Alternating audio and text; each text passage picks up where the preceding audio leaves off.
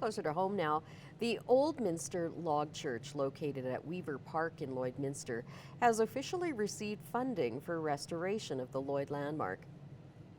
The city, along with the Richard Larson Bar Colony Foundation, have agreed on a partnership for the preservation of one of Lloyd's oldest buildings. The project is anticipated to cost $300,000, with just over $90,000 coming from the foundation. Putting their commitment by the way of funding and fundraising towards restoration of that church. That was a lengthy discussion at council today, and without that, that would have been something that the council would have really wrestled with. And as you could see, it was lengthy. It was debated at length at council today. The Richard Larson Bar Colony Foundation plans to continue raising money as well as apply for grant opportunities. I appreciate the work that goes on. They do a variety of fundraising throughout the year to support activities around Weaver Park and improvements to Weaver Park, and very much appreciate the work that is done by a number of people in the community. The Minster Log Church restoration is expected to add at least 50 years of life to the building. The city of Cold Lake had some ups and downs this year. Abby St. John spoke with Cold Lake's Mayor Craig Copeland to get a rundown of the year and the city's plans for next year. I'm happy to be joined here today by the Mayor of the City of Cold Lake, Craig Copeland. Thank you so much for joining me today. Thanks for having me. Of course. Now, today we're going to talk about the year Cold Lake has had. And to start, what were some of the goals that were set last year in 2022 that were accomplished this year or were set out to do? Yeah, well, I think one of the big goals that council identified was to work on the issue where in our community, a lot of people don't have a family doctor. So we actually, at the end of 22, going into 23, we purchased a medical clinic, an existing clinic, and we stood that building up with the city now operating it with we set up a 3 people from the community, 2 people from council running the clinic. We kept the staff, and we are now gone from 1 doctor up to 5 doctors almost by now. So that's been really exciting, setting that medical clinic up and visioning, trying to improve, family doctors in our community. The other big project that we did was going in the springtime, we did the marina dredging, which was kind of exciting. We're dredging the silt on the bottom of the marina. It was about 1.5 feet deep in silt. And that way it helps the sailboats and other boats navigate the marina that much better. So a couple of neat projects that started out the year. I think that's a great accomplishment to have, especially since the demand for doctors in this country has become so high as of late. Now, how did this year differ from previous years as a whole? This year was frustrating. There seems to be an increase in vandalism, crime, and the homeless issue. Basically, the homeless people living in the rough basically doubled in 1 year, the amount of people that are being identified. We gave money to the John Howard, which is a volunteer group that manages the homeless shelter here in Cold Lake. So council provided the money to purchase a drilling camp. We moved it on site on a city lot and put all the services into that. And then they're running the service.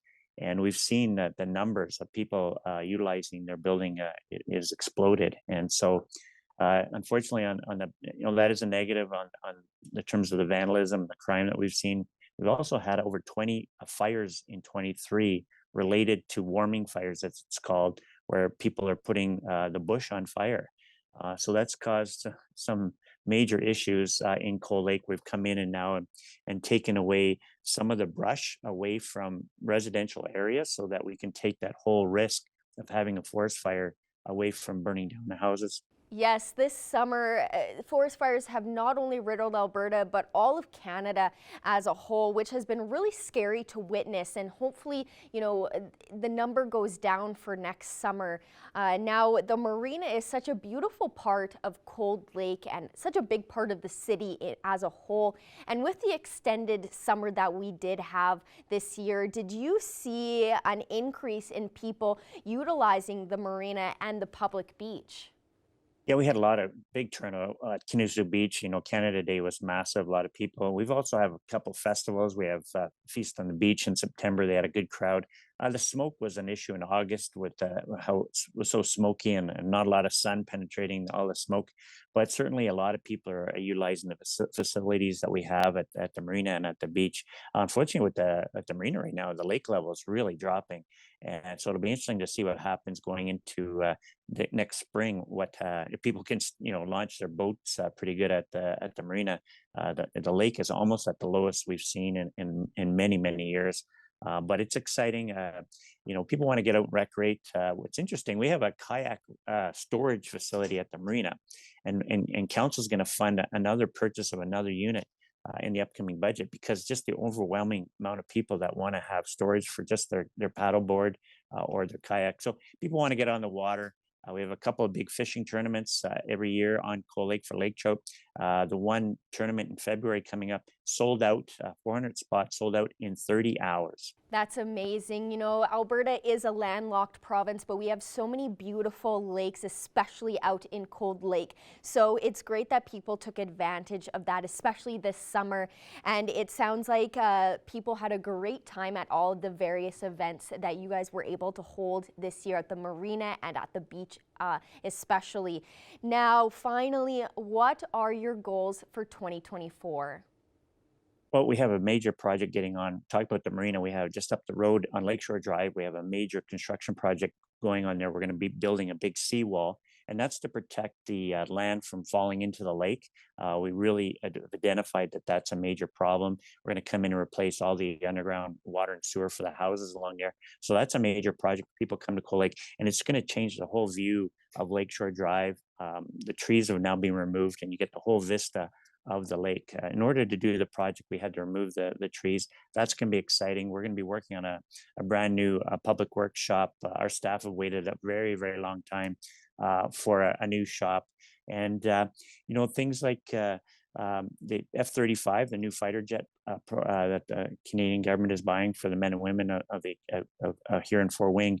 That construction of the one hangar, as it's called, is really going to stimulate the economy here in Cold Lake, and then the carbon capture storage project. So there's lots of exciting projects going forward. We got a little bit of land development happening in Cold Lake where people are putting in some new lots. So and we're busy on the commercial side. So I think we're really optimistic for 24. It sounds like 2024 is going to be an exciting year for Cold Lake. A lot of great plans to boost the economy, which is going to be fantastic to see. So thank you so much for taking the time to talk to me today, and I wish you the best of luck for 2024.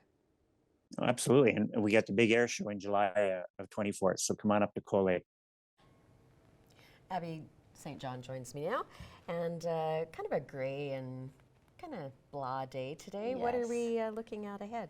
Yes, we are experiencing some overcast today. It was very gloomy out the whole day. I think that's going to carry over into this evening. Now for the next couple days, we're going to find out what we have going on for weather-wise. But for right now, we are sitting at -4. It feels closer to -11 with that wind chill, 20-kilometer-per-hour wind. So today was not a very nice day out today as a whole, and it's still really icy out, which also is not great for road conditions. So definitely stay cautious when driving or even walking. Those sidewalks are really icy as well. So definitely take extra precaution.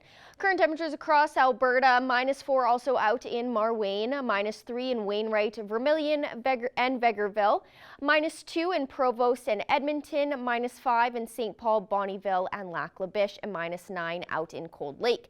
And on the Saskatchewan side, -11 in Isla Crosse, -9 in Green Lake, -6 in Pierceland and in St. Walburg, -10 in Meadow Lake, -2 in Macklin, and -5 in Maidstone and in North Battleford. Overnight in North Battleford will drop down to -7, 35-kilometer-per-hour winds, so it's going to be a very windy evening out tonight. A couple of flurries is predicted to fall this evening. Otherwise, it will remain quite cloudy, and that precipitation is at 55% chance of some flurries this evening.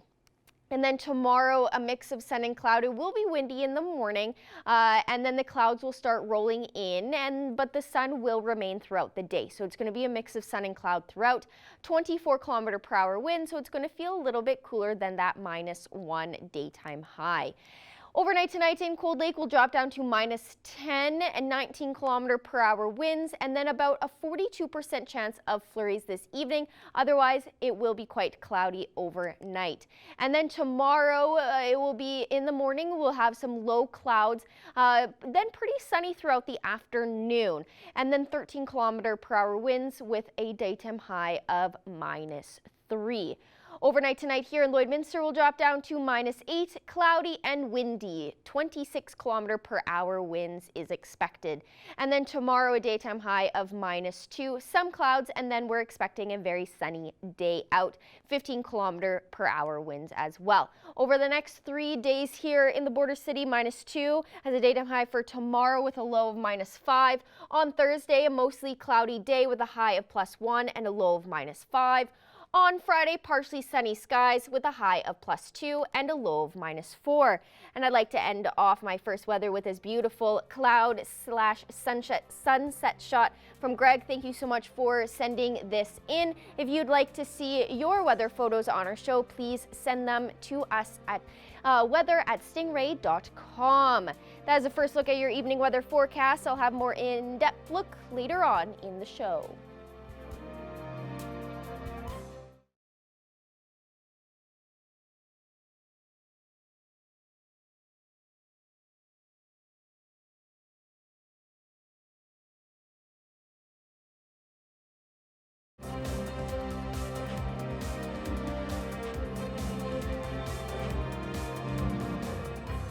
The Lloydminster Agricultural Exhibition Association had another excellent year full of events, from the Cattlemen's Call in January, the Lloyd X Fair in the summer, and the Stockade Roundup earlier this winter.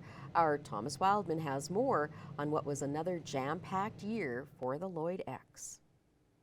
Today, I'm happy to be joined by Jackie Tomeyer, the General Manager of the Lloydminster Agricultural Exhibition, and she's here for our year-end interview as per usual, talking about the year as a whole for the Lloyd X, and a very full year as always, Jackie. And so thank you so much for being with me today, and of course, letting me come out to all of your stories and all of our crew here at Stingray for Primetime Local News for allowing us to come out to all the great events that you guys host. Yeah, thanks for coming. We had a tremendous year. We just had our AGM the other night on Tuesday, and had good attendance to it. And it was nice to reflect back on all of the things that we've done this past year.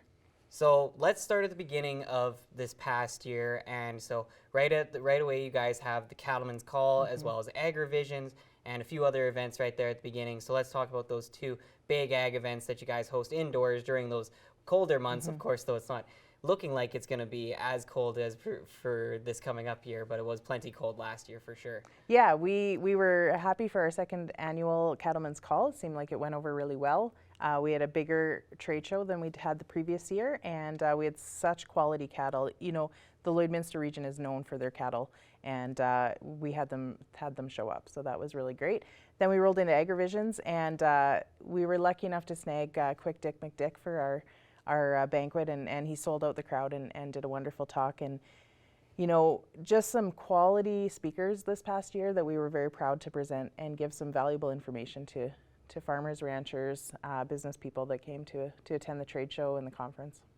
And so then as we get into spring, you guys rolled out a few fun new events this year with the barrel racing events that you guys were hosting, as well as you guys had the 4-H event, the 4-H Expo as well. And then as we get further into the summer and into the spring, there was of course the big one, the Lloyd X Parade, and the Lloyd X Fair, as well as the NACC during the summer, and then of course the CPCA finals as well. So just talk to me about a very, very full summer month that the Lloyd X always has. Yeah, two of the events that we were happy to bring back that we hadn't seen since 2019 were Ag Ed Days and Farm Safety Day for the children. And both those events don't happen without great volunteers, and we were happy to bring them back to Lloyd X and host those. You know, Spring Sport and Leisure Show was again a return from 2019, and we love to bring that back. A Rare and Exotic Show for the spring was actually held up again by the avian flu. So that was one we had to postpone. But we were able to sneak that one in this fall and bring that one back, and it was great. Fair was a challenge as the board and the committees took on the new layout of the fair, new programming of the fair, and we thought it went over really, really well. We hosted Tom Cochrane in a first ever indoor concert type style, and sold the place out. It was a wonderful concert, and we're looking to do some of those things again. We're going to bring back this year, another Filipino component. We're going to improve on our concert. We'll do concert announcements in the spring here, and we were happy with how the fair looked, how it felt. Gate attendance was up, and we were just thrilled that things turned out. The partnership with NACC seemed to go really well. People love to see the wagons again, and anytime we bring chuck wagons to the Lloyd X, it's a good thing. And then we rolled into August, and we had a phenomenal finals. We had 5 decent days of weather, which we're always thankful for. And we crowned Luke Turnia was our aggregate champion, and then Danny won the dash. And we had a great summer. We had great weather. We didn't have too many major incidences, and our youth component, as far as our riding, was up. We saw our outdoor arenas get used a lot, which I think is, I think we're really, really past the pandemic, and we're really seeing people get involved in activities again. And so you mentioned the Rare and Exotic show was moved into this fall, and as well, the other big event that the Lloyd X hosts is the Lloydminster Stockade. And so just as well as the various other events that happened in this fall month here, coming up here into the December, just talk to me about the finale here for the Lloyd X as we kind of came to the end of 2023. Yeah, we were pumped to have another Rare and Exotic sale. We hadn't had one since 2019, so this fall we were able to host that again, and I think we had 150 large animals and a few hundred boxed animals, so your chickens, turkeys, rabbits, those sorts of things. Stockade Roundup was phenomenal. That committee and the staff do such a great job of that show. Lots of our Supreme winners went on to win Supreme shows at Farm Fair and Agribition. So that tells me that the quality around our region is just phenomenal. And anyone who doesn't ever, if you never get out to Stockade Roundup, please try, because to see the quality of animals that are here. And then we just finished up a stellar PBR show. We've sold out 3 years in a row now, so we know the demand is there for a good PBR show. And our local, we call him local, he's from Meadow Lake, Cody Coverchuk won. And then finally, Jackie, final thoughts on the 2023 year as a whole, anything that we haven't brought up yet?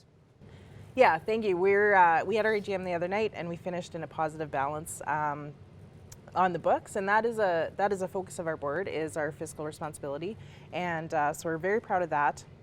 A big part of that is our rental. We have seen a big increase in business that comes to Lloyd X for our food service, for our meeting rooms, for their events, and we're very proud of that. We saw some tremendous fundraising galas come through our facility, and we can't wait to do that next year again. Our staff and our board do a tremendous job in supporting our community that way, and we're just so excited to be finishing out the year strong. We have hosted a number of Christmas parties already, but we still have another 2 weeks to go, and it's a wonderful time of year for everyone to get together and celebrate the holidays. And we're just so thankful to Lloydminster for their support and to see what we bring to our community and to be able to help in any way we can. Awesome. And then finally, we're coming right around very soon to January, so that will mean the 3rd edition of Cattlemen's Call, as well as Agrivisions and all those other events that will be starting up right away in the winter. So just thoughts on those events that are coming up right away, and any new and exciting events coming up for the Lloyd X in 2024. Oh, I should have maybe thought about that. Yeah, we definitely, the committees have been meeting and making plans for all their events. Cattlemen's Call, Agrivisions, Progress Steer and Heifer Show, and then rolling into the summer. We have a meeting tonight with our Fair Entertainment Committee to start planning some of those fair entertainment pieces. We're looking forward to a really busy year. We have the Heavy Oil Show returning next year. There's going to be a lot of activity in Lloydminster next year that we're going to try and be a big part of and support where we can. Awesome. Well, again, thank you so much for the very full year at the Lloydex. It was fantastic here at the station, I know, for all the people here in Lloydminster and surrounding areas. And so there will definitely be lots more happening at the Lloydex in 2024. So be sure to stay tuned for all of their great events that will be coming up in 2024.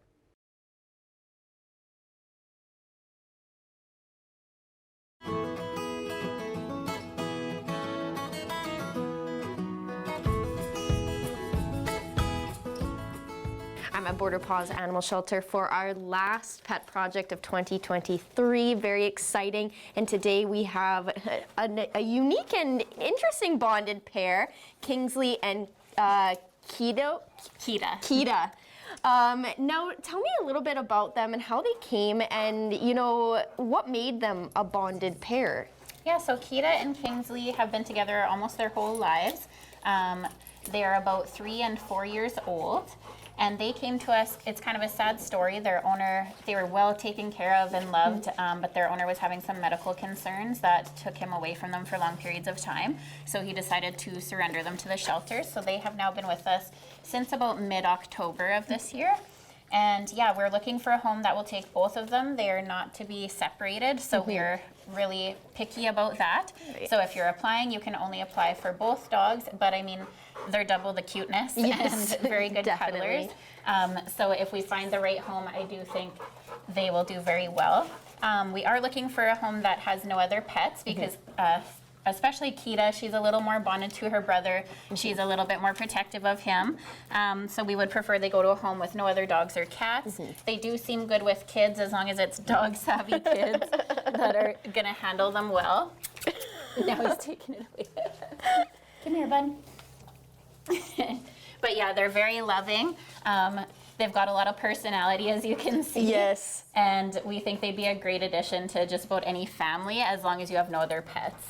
Yeah, they're fantastic, and I actually met them when we came for Jalen Bale, and they were just the cutest duo. Yes. And I've said this for years, I love seeing a big dog with a little dog. Yeah. I think it's the best combination, and you know, they just seem to really love each other. They were tussling a little bit earlier, but I think it's Brother just and very, sisterly love. it's very playful. So I love that. Now, going off the bonded pair, you guys are making it a point that you have to adopt them together. Yes. With bonded pairs, how do they interact when they're not together that makes them, okay, we need to keep them together? Yeah, so we have noticed with Kita, she is a bit anxious. Even when we're just cleaning kennels, if we were to take, say, Kingsley outside without her, she's definitely concerned about his whereabouts. So we would prefer they stay together. He's pretty confident and he'd probably be okay on his own, but Kita is very protective of her little brother, loves him to bits, and doesn't want to be away from him. But both really well-rounded, very food motivated and trainable, and we think they'd be so much fun, and you'd get double, double the love if you're adopting the two of them together. Yeah. So it's kind of a great deal. You're pretty much getting 2 for 1. So. Yes, for sure. And you know, it could just be because of the peanut butter, but every time Kingsley walks away, Kita is watching him. And again, it could be the peanut butter, but she really does show her kind of protectiveness towards him because she just, will watch where he goes. Yeah. And make sure that, kind of almost like keeping him in her sight line. Yeah, which the I big think sister kind of overseeing her little brother. for sure. Now, with Jalen Bill, there were a couple raffles that you guys have kept going. Now we have one that is ending tomorrow. Yes. Let's just a reminder, if people are interested in the raffle, what is up for grabs and how do those details work? Yeah, so if you go on the website and go under the Jalen Bale link, we have a freezer as well as $300 worth of gift cards to Lower Shannon Farms. That was donated by Lower Shannon Farms and Bev Lorenz. So it's a really great thing for you to win, especially right before Christmas. Fill the freezer, get some meat from a local farm, and feed your family, and you don't even have to pay for it. So it's a really great win. The draw is being done tomorrow at 9 a.m., so you only have a little bit of time left to get your tickets, but they are purchasable online, and yeah, it's for a great cause because all the funds raised go back to the shelter. So. And you had a second raffle as well that had already ended. Yeah, we had 3 in total, and 2 ended on Friday, I guess it was. And we had we phoned our winners for that already. So there was 2 lucky people that are now getting a Banff Wellness Retreat, and one that won a $1,000 co-op gift card. So yeah, Which is really exciting, and kind of wrapping up the final, big fundraiser of the year, which is awesome. Now, with the holidays coming up, obviously hours are going to be adjusted a little bit. Yes. What are your holiday hours for people to know if they want to drop off anything, or if they have any concerns or strays or anything like that? So this Saturday, we're going to be open from 12 to 5 instead of 12 to 6. So that's the 23rd. And then next week, we are going to be closed on Boxing Day. So our normal hours will be Wednesday to Saturday from 12 to 6 instead of including Tuesday. And then Thursday will be open 12 to 6 instead of 12 to 8, just to give our staff some little bit of time to be home with their own families too. And I'm still going to ask it, even though it's the last one. Are there any donations that you are in need of right now? Yeah, so honestly, we are doing pretty good right now. We've been receiving a lot of food donations and things, which is amazing. If you're looking to purchase anything in specific for the shelter, of course, we're always looking for canned cat food, and we're taking donations of blankets right now. And we can always use things that we use daily, like bleach, laundry soap, dish detergent, those kinds of cleaning supplies. But honestly, we've received a lot of support over the last while, especially with it being the holiday season. So thank you everyone for donating. Awesome. Well, thank you so much for joining me and for joining me throughout since you've been here in August. You came on, and it's been awesome that we get to still continue doing this every Tuesday.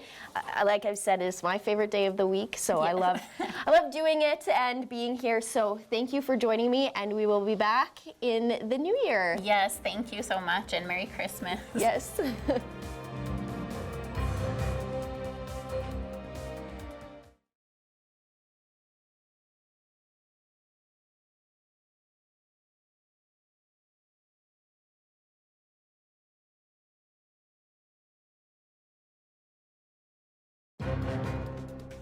Furniture set and design supplied by Furniture Gallery, downtown Lloydminster. I'm joined here today by Angela Rooks-Trotzik with the Interval Home Society here in Lloydminster. Thank you so much for joining me today. Thank you for having me. Now, today we are going to be talking about 2023 as a whole for the Interval Society, of Interval Home Society. And I would like to start with what were your guys' biggest accomplishments for this year going into 2023? Yeah, well, I would say our first major accomplishment was the conceptual design process for Project Hope, which Project Hope is the emergency shelter / transitional housing facility that we will be building at some point once we get through the whole process of design to replace our existing emergency shelter and existing second stage shelter. So we've been at this for, many years trying to get to this point. So it was really excited to see what the building could look like and how we could support people within the walls of this new facility. So it was really exciting to see that come to fruition. And is that the building by the old fire station, or where is it located? No, so our existing emergency shelter is on the north end of town. Can't obviously give you the exact directions, but the new building will be on the old Martin Brown school site. So we own that land there. There's we're on the northeast corner of that parcel. So that's where we'll be in the future. That's fantastic, and it's very exciting, and especially because you guys do so much for people who really do need your guys' services, which is fantastic. Now, what did that mean for you guys to be able to actually finally get that new location? Yeah, well, getting the land was a big milestone.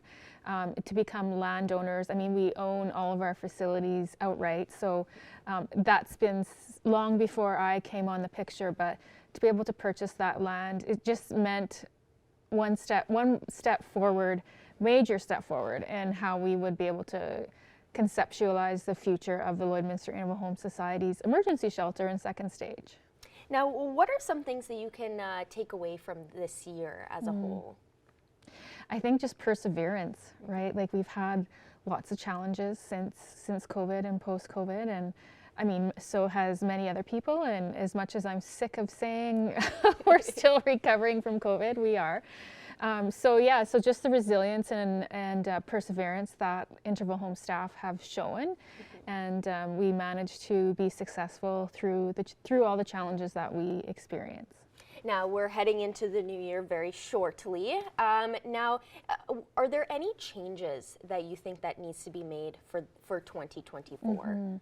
Well, one of our biggest challenges right now is the lack of increased governmental funding, which we do receive government funding for a portion of our residential-based services. And it's just, we haven't had an increase for operations since 2008 and wages since 2014-15. So we're working on 2003 expenses with a 2008 budget. So that's been our major challenge. We are working with both provinces to try to make that a reality. So I would say that would be our main focus for 2024, is really more advocacy and educating the communities that we serve about our successes, but also our challenges. So we're hoping to be able to announce a funding increase sometime in 2024.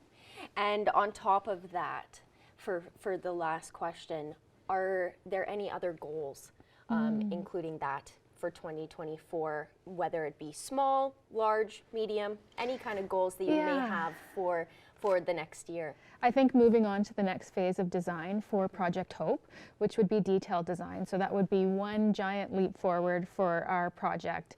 And after that, we look at raising funds to actually build that project. So although we're not able to build right now, we're still really excited about having that concept and just that one step closer. But we'd like to take one more step forward and be able to get through design detail and that design process.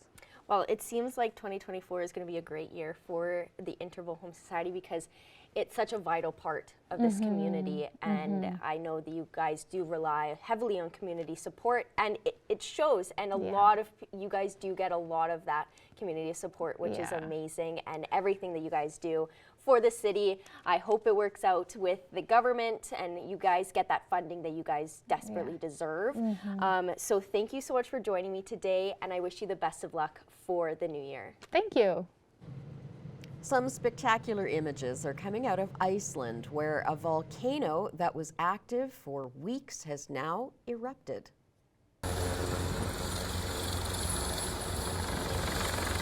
Of Grindavik, the town was evacuated in November after strong seismic activity damaged several homes. The spectacular show of plumes of molten rock being spewed high into the air is giving some lucky tourists the experience of a lifetime. I thought this was really cool. I saw it on TikTok the other day, and I thought it was, obviously quite scary if you're living near there, but it's also quite beautiful to watch, and like it said, very spectacular, and that would be a once-in-a-lifetime opportunity to just witness. It'd be interesting to see it from space if NASA was taking any pictures of that. I'm sure that they could come out with some. I'm sure they got a little bit of pictures. They should. That's all we have for you tonight. Thanks for joining us. Have a great evening.